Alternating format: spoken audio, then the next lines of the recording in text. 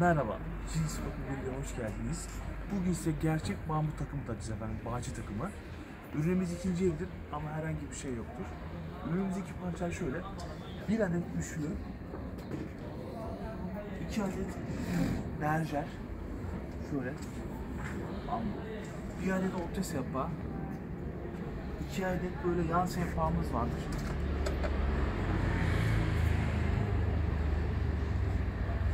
Böyle şöyle bir masa, 6 adet sandalyemiz mevcuttur. Fiyat bilgisi için DM veya WhatsApp iletişim hattından bize ulaşabilirsiniz. İyi günler dileriz.